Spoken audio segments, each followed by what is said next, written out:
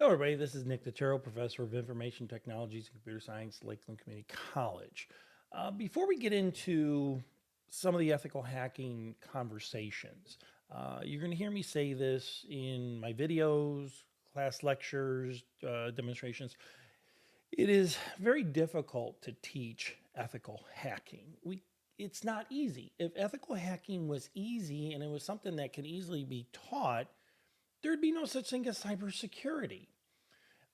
There's no programs you can just download from the internet and start breaking into passwords and cracking into computers. There are, but those are regulated down to what we call script kiddies, people who just pull down files and pull down programs and work away at them. Most cybersecurity measures, most security measures are going to block those right away. You might have a script kiddie steal service from their neighbor if their neighbor doesn't have a strong password or something like that. So in many of the videos, it just can't be done. You just can't teach ethical hacking. But what you can teach is the methodology employed. And by teaching the methodology, by showing some of the tools, you can begin to start closing up those loopholes and those doors and the traps and things like that. And there's different throughout. If you're taking the ethical hacking course, there's different methodologies that we explore for different type of things. In this video, we're going to touch base on the MITRE attack protocols. MITRE is basically a knowledge base produced by the US government that says this is how bad actors get into systems. These are some of the techniques that they use. These are some of the methodologies that they use. There are different knowledge bases, and that's fine. And if you take my ethical hacking course, we'll explore some of the additional knowledge bases. But for this video, I want to use the MITRE knowledge base to talk about reconnaissance or footprinting. So let me share my screen here. Corner. And I'm at the MITRE, the attack MITRE website. Again, it is sponsored by the US government. It is designed to provide a methodology or different methodology that individuals use. We're concerned in this video and subsequent videos for this area of knowledge about reconnaissance. So we're just going to talk about reconnaissance. Before we talk about reconnaissance, we need to understand that fundamentally there's two types of reconnaissance. There is what they call passive reconnaissance, which is probably the first few videos, and then there's active reconnaissance. First of all, passive reconnaissance. You're not invading anything. You're not really touching anything. You are using publicly available knowledge.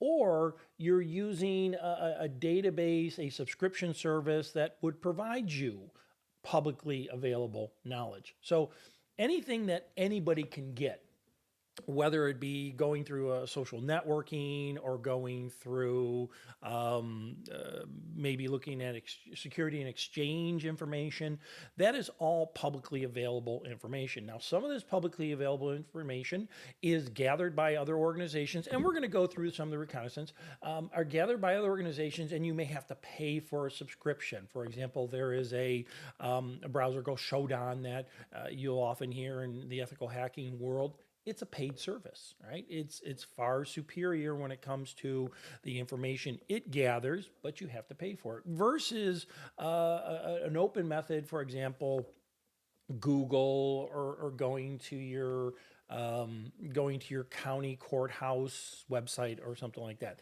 That's all passive. That is publicly available information that we can gather, and then there is active reconnaissance. Now, active reconnaissance, you are now touching things. You are going out and you're maybe doing the really nasty, even something as a port scan and seeing what ports are open on a given server. You might be phishing. Not encouraging this, I'm just explaining. The bad actor might be phishing. The bad actor might be dumpster diving. Those are all forms of active reconnaissance. Now, with active reconnaissance, you're crossing that line. Some of these techniques that we talk about, you are definitely crossing a line into your breaking the law. If you're going past somebody's firewall and you're not supposed to go past somebody's firewall, you're breaking the law.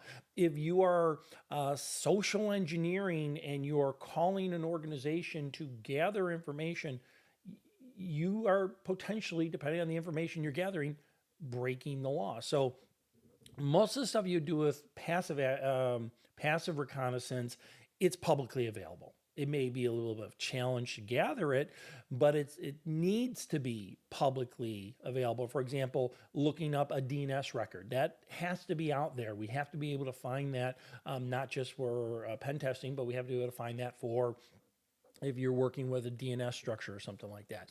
But doing a port scan on a server, a live server, doing a port scan, that's going to cause a whole bunch of mischief. I guarantee you, if you do a port scan on a live server, that server is going to report it to somebody, and it's just not a good thing to do. So passive, publicly available information, some of that information may be on a subscription-based service.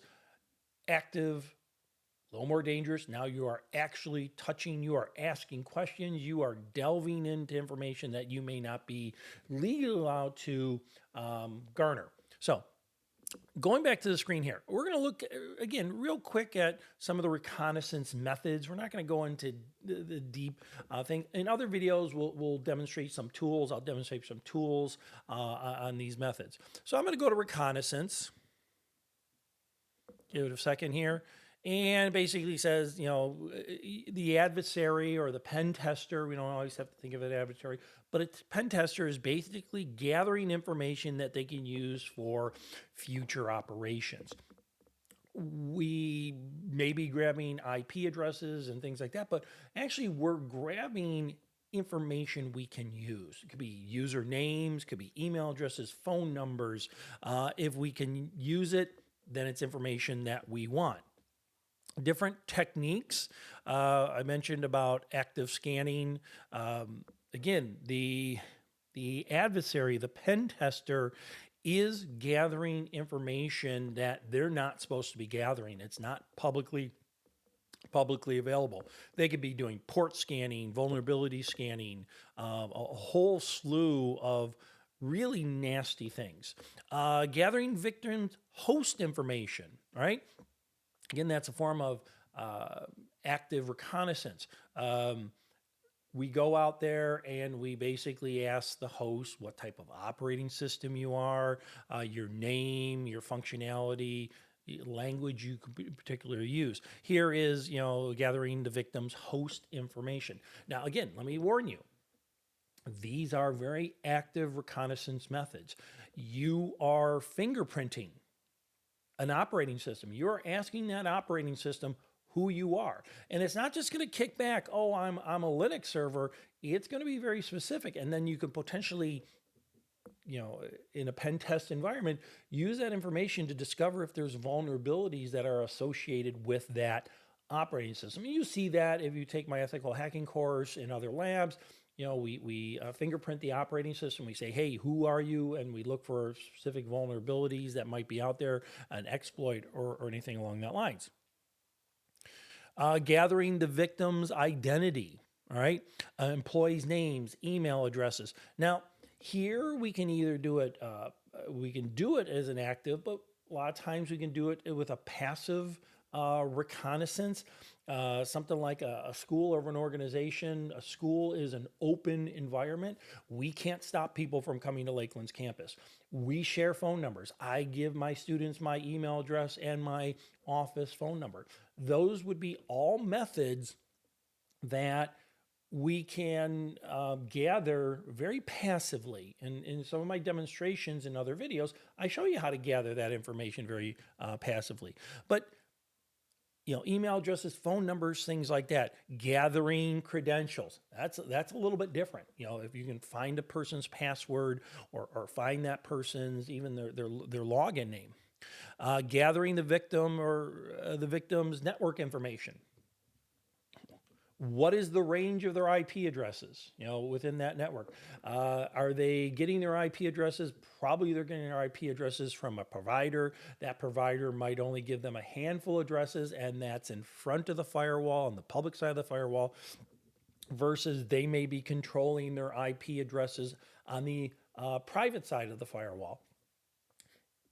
Even finding the IP addresses on the private side is tricky. And again, you are now jumping over that router, you're breaking through that router, and you are discovering information on that network. DNS traffic, domain properties, some of that stuff is publicly available. You'll see that in some videos. Some of that stuff is, if it's a publicly available DNS, then it's publicly available information.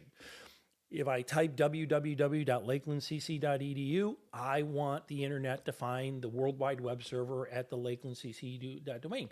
But let's say hypothetically there is a server on the private side. Maybe I have a server in my classroom, nserver.lakelandcc.edu. I don't want people to know that on the public side. That is a private type situation. Dependencies, IP addresses, security plans, gathering the victim's organization's information. What does that organization do? I get emails. I get phishing emails every week that target not just me, but Lakeland as a whole. So, Professor DeTiro, this is so-and-so from XYZ publisher. We really need to talk to you. You have been compromised on our database.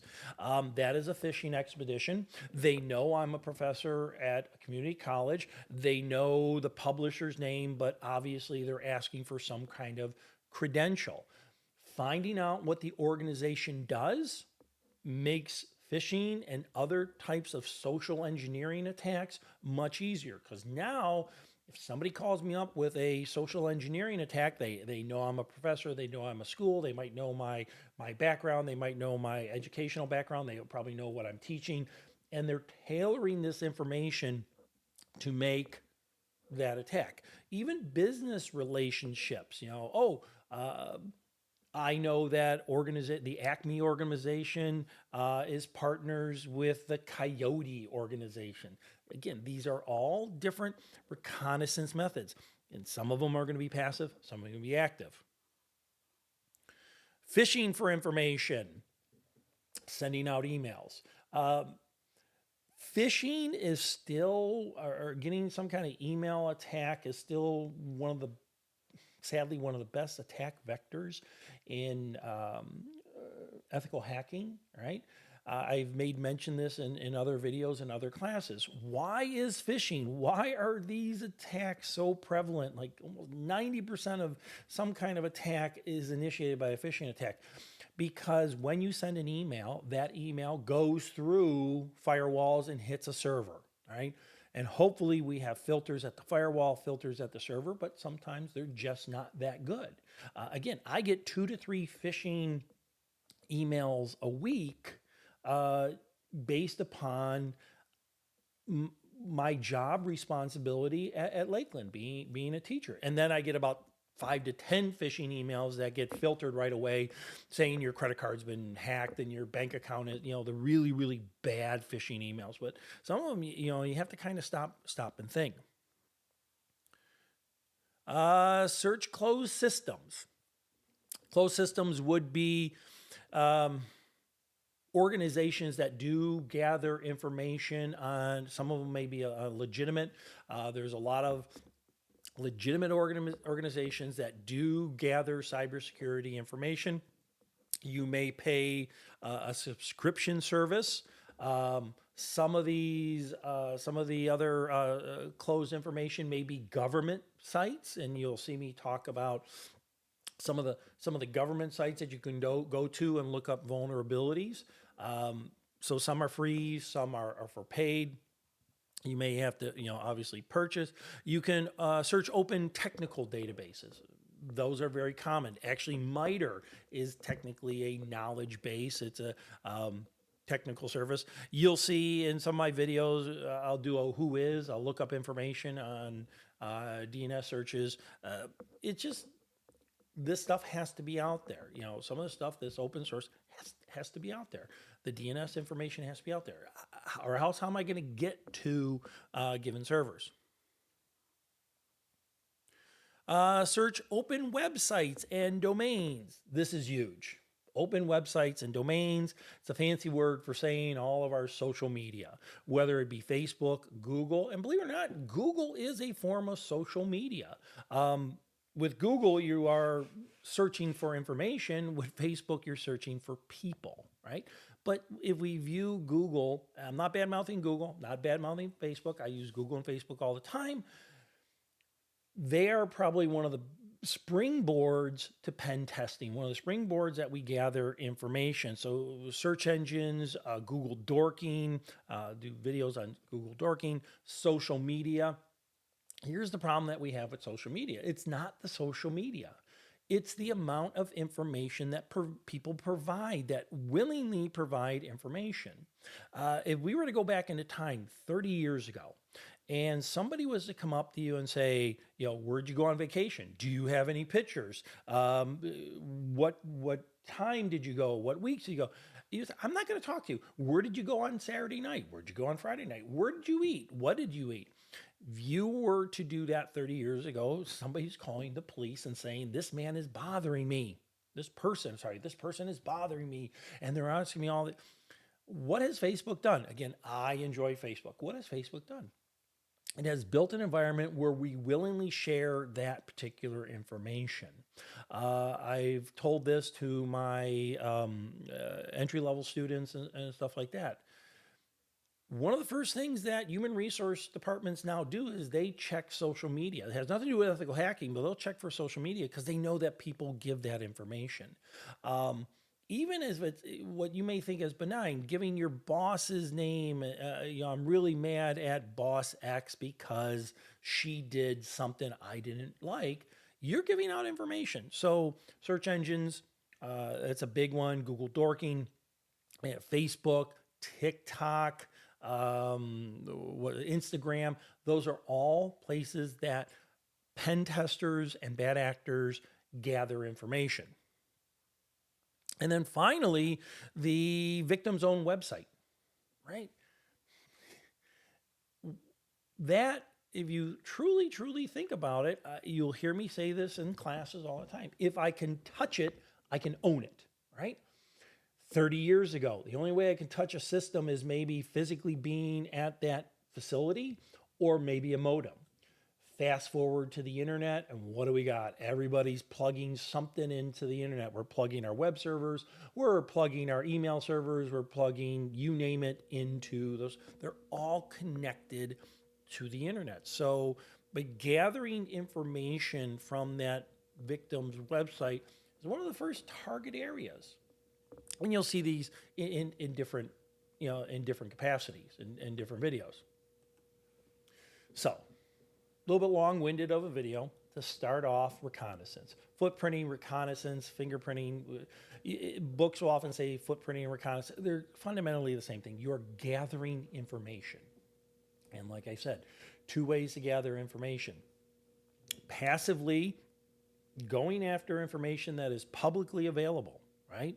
The name of the company, the address of the company, phone number of the company, the DNS. Now we're getting a little more technical, but that's publicly available. The DNS address of the company, the IP address of the company, the route that your computer takes to that organization, I shouldn't say company, that organization. It's all publicly available. Who runs the DNS? Who's the CIO? Who's the CEO? Who's the CSO, chief? All are usually publicly available information. But when we cross that line and we start touching that system and we start asking that system questions, right? Before we can gather, we start asking that system questions, whether we're scanning, we're phishing, we're social engineering, we're dumpster diving, that is an active thing. And you've crossed the line. So, pretty interesting stuff, right? Pretty exciting stuff. And with that being said, we are definitely going to go out and learn something.